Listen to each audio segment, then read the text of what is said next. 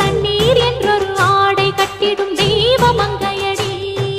தையம் தீயம் தக்கு தீயம் தக்கு தையம் தீயம் தக்கு தீயம் தக்கு தையம் தீயம் தக்கு தீயம் தக்கு தையம்